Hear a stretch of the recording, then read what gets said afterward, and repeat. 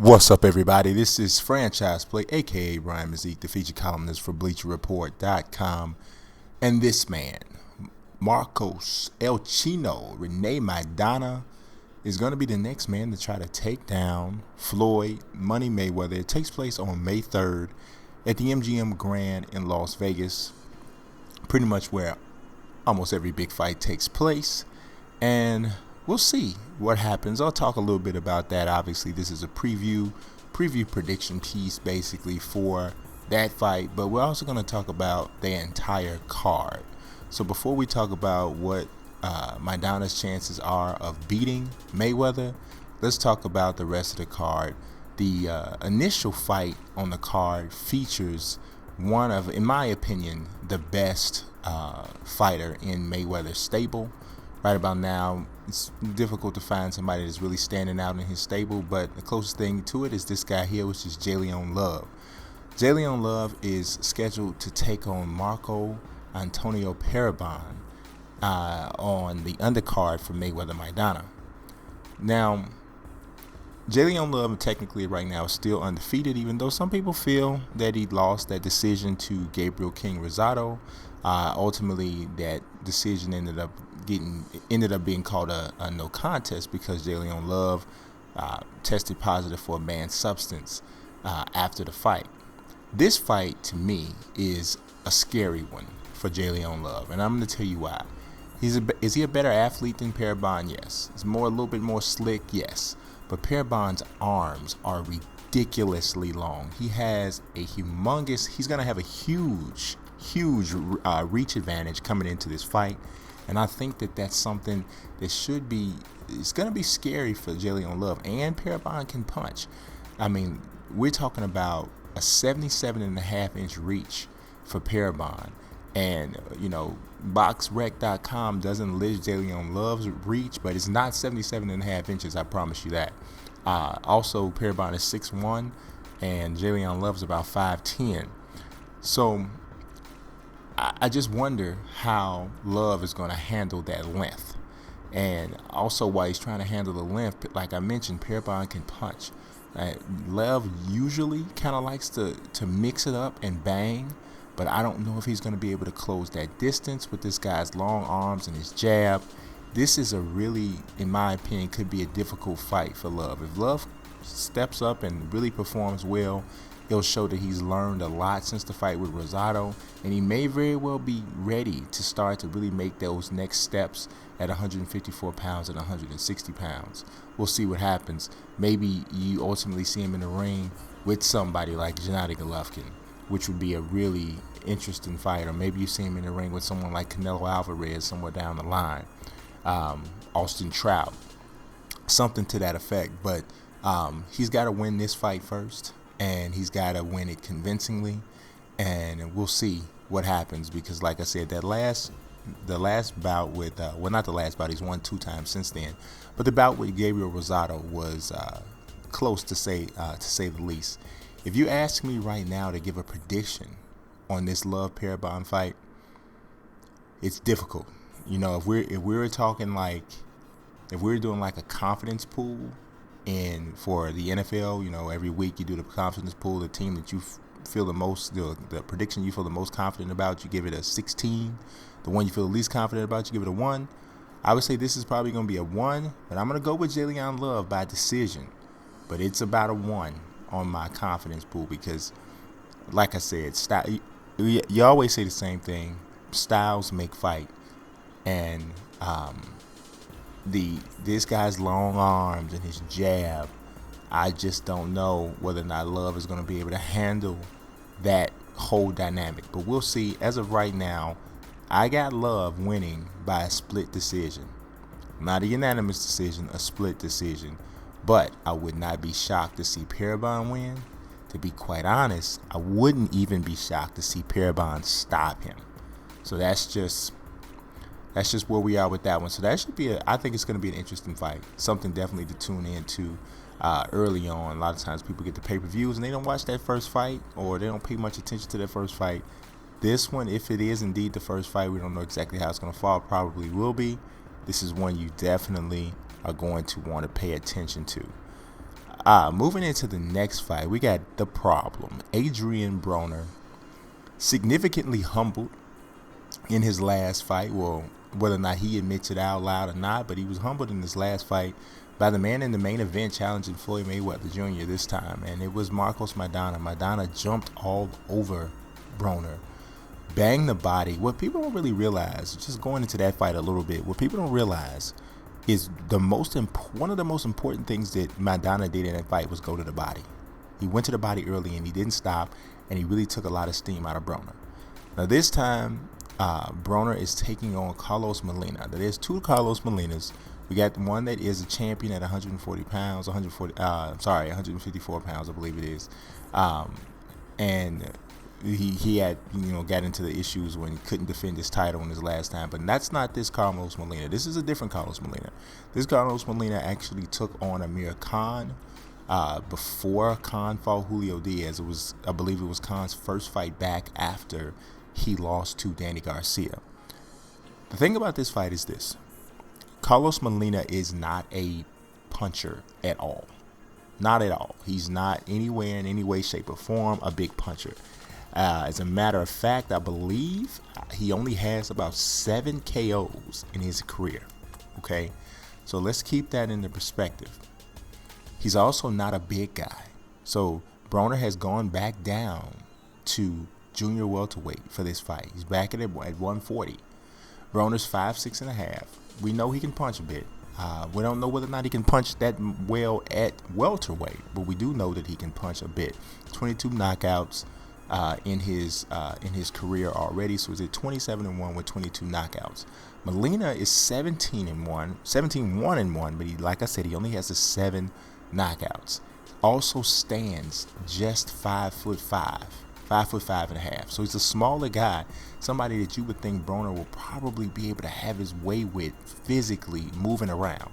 On top of that, Broner should not have to worry about power at all with Molina.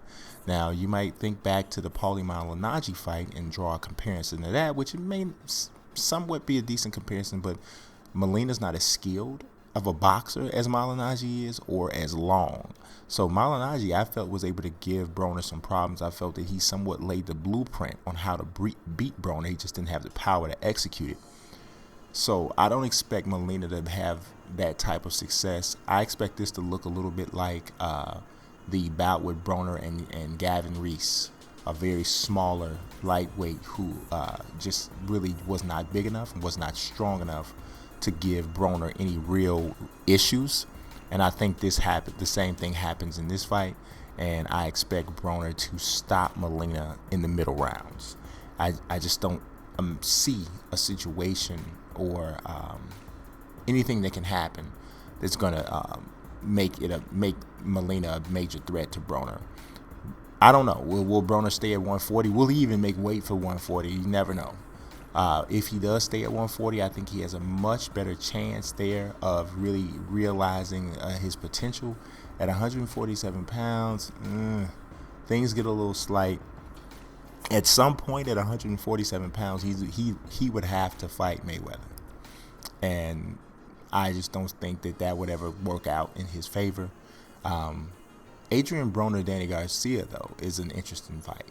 And we'll see if that's something that could happen. Maybe perhaps down the line. Garcia is still the champion at 140 pounds. We'll see if that's something that could get done. That has some intrigue to it. Moving on to the next fight, which is the fight right before the Mayweather fight, is Amir Khan taking on Louis Collazo. Now, Amir Khan was actually, of course, in that final running with Maidana to see who Mayweather was going to pick as to be his opponent in this particular fight. I am one that believes that Amir Khan would have been a far tougher fight for Mayweather than Maidana. And some people might think, oh, Amir Khan's got a weak chin, he's easy to knock out. And he does have a weak chin. But we also have to remember that Floyd's not a knockout fighter. He's certainly not a one-punch knockout fighter, which is what has happened and what's troubled Amir Khan.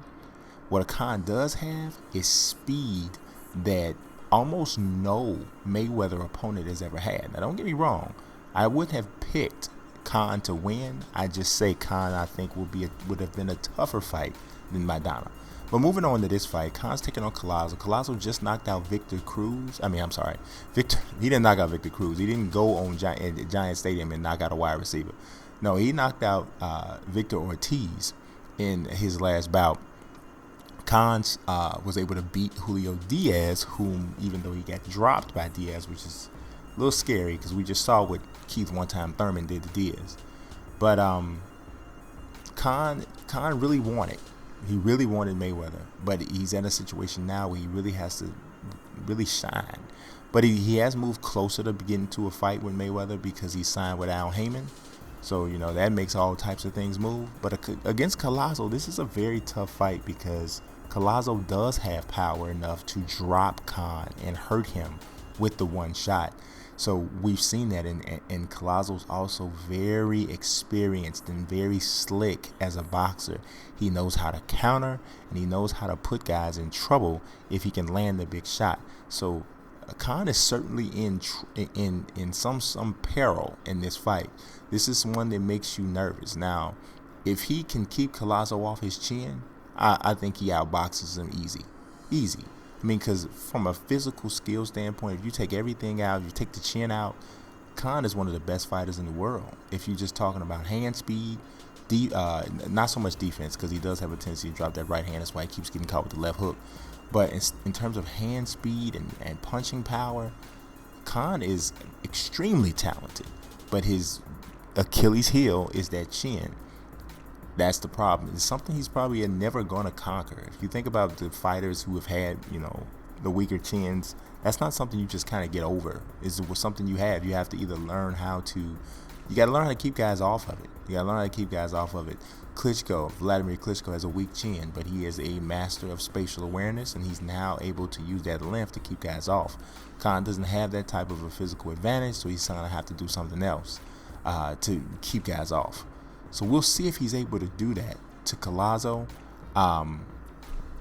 It's gonna be different. It's gonna be easy. And this is another one that would be low on the confidence pick, but I'm gonna go with Khan by unanimous decision and say that he's going to keep Collazo from dropping that bomb on him and flooring him with the big shot. But I will say this: I would not be shocked. This is just like the Parabon fight. I would not be shocked to see Collazo knock Khan out, of course. I don't think Collazo can win a decision, but I do think that he has more than just a puncher's chance to win because of his experience and because of Khan's past of being dropped with the one shot. So that's that. Let's move it to the main event, the pound for pound king of the sport, Floyd Money Mayweather taking on Marcos Maidana. Mayweather is, defensively and his offensive game in terms of his accuracy and speed are amazing. To me, the probably the most underappreciated aspect of Floyd Mayweather's overall game is his footwork. His footwork is phenomenal. Pay attention to when guys try to back him up against the ropes. Watch just the pivots that he does that completely turns everything around. It's something very subtle, but it's very important to the type of style that he fights. So that's that. Now, with Maidana seems to believe, and it seems quite apparent, that he's going to try to use the same type of game plan that he used against Broner to beat Mayweather. I think that's a mistake. And the reason why I think that's a mistake is Mayweather's a completely different fighter than Broner. Broner's a flat-footed boxer puncher who likes to depend on his power because he can punch. Floyd is not that type of fighter. Every guy that comes out and does a shoulder roll is not like Floyd. Floyd is a boxer, pure boxer that exercises the absolute concept of not getting hit and hitting and not being hit. That's what he does. Maidana's best chance to win this fight is to go to the body. That part of it is similar with Broner. He needs to go to the body early and often and continue that on in hopes of wearing Mayweather down. He's going to attack and he's going to try to throw some bombs and he's going to try to hit Mayweather and knock him out early, which I wouldn't blame him. because Mayweather's like, I make the analogy all the time, Mayweather's like a great starting pitcher. If you don't get to him early, you're probably not going to get to him. If you think of the people who have some success against him, early rounds is when they've done their best. So that's Maidana's best chance. But quite honestly, I don't give him much of a chance to win this fight at all. Mayweather's speed and accuracy and in-ring intelligence and ability to adjust is just too. To this day, I have never seen a fighter that adjusted mid-fight as well as Mayweather. He makes by the fourth round, he has gotten the timing down. He has gotten your strategy down, and he's able to make the adjustment. And it's all the more easy when you're fighting a guy who is a lot slower than you are. So I see Mayweather winning this fight by unanimous decision, but I almost want to give it a TKO late in the fight. A situation maybe where he hurts him with one shot, or maybe the corner just stops it and says there's no need to take this punishment. But either way, I'm going to stick with the unanimous decision for Floyd. Y'all subscribe, follow. Peace.